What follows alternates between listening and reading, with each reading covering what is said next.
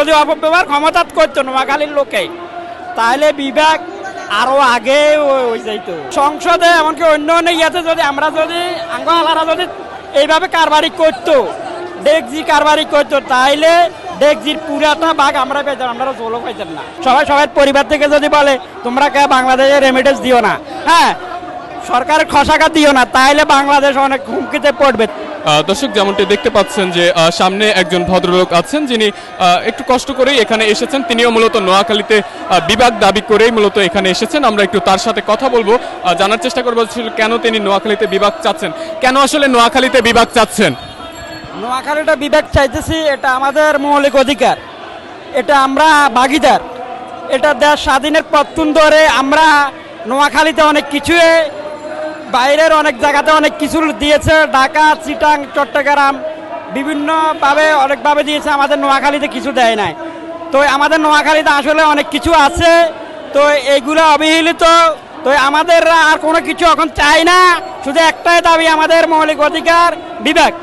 কিন্তু আমরা যে বিভাগটা পাওয়ার উপযুক্ত আর যে বিভাগটা পাওয়ার নোয়াখালী বললাম আমরা ভাগিদার, ওই ভাগিদার হিসাবে কিন্তু আমরা আমাদের সংসদে এমনকি রাষ্ট্রে অনেকভাবে এমনকি এই দেশে অনেক অনুদান অবদান আছে, কিন্তু আমাদের জেলাটাকে ধরেন কোটিপতি জেলা হিসাবে বা লোক হিসাবে আমাদের জেলাটাকে ব্যাগে জানে, ওই হিসাবেও আমরা ভাগিদার। আর একটা হয়েছে আমাদের এই নোয়াখালীর লোক সারা বাংলাদেশে আছে, সারা বিশ্বে আছে।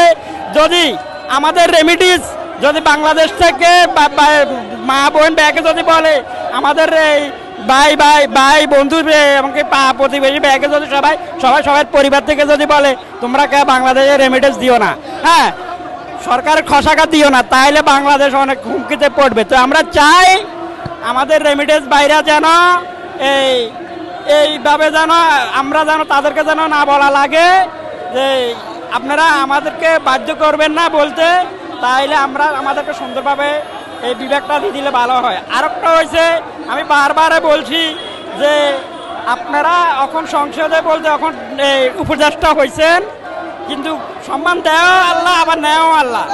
তো এমন কিছু করিয়েন না যে 1 থেকে 2 পর্যন্ত চুল পর্যন্ত ক্ষয় হয়, মুড়া মুখ নষ্ট হয়ে যায়, হ্যাঁ এমন কিছু করিয়েন না। আর ক্ষমতা সুন্দরভাবে চালানো, অপব্যবহার করিয়েন না। যদি অপব্যবহার ক্ষমতা করতো নোয়াখালীর লোকে, তাহলে বিভাগ আরো আগে হয়ে যাইতো, হইতো না।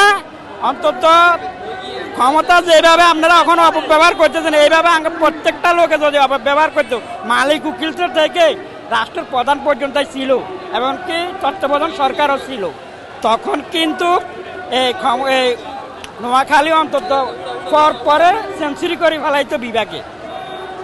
আমরা এখন ক্ষমতাতে আসি যেভাবে বিভাগ লয়ে একবারে টানাটানি করতেছে।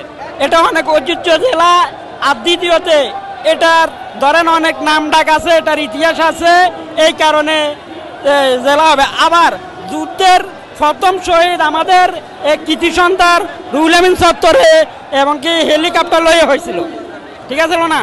তো ওইভাবে যুদ্ধতে আমরাই আগে ভাগিদার থাক, আমরা ওইদিকে চাইতেছি না। কেননা যে আমরা সংসদে এমনকি অন্য অন্য ইয়াতে যদি আমরা যদি আঙ্গহালারা যদি এইভাবে কারবারি করতো, ডেকজি কারবারি করতো, তাইলে ডেকজির পুরাটা ভাগ আমরা পেতাম, আমরা জলও পাইতাম না।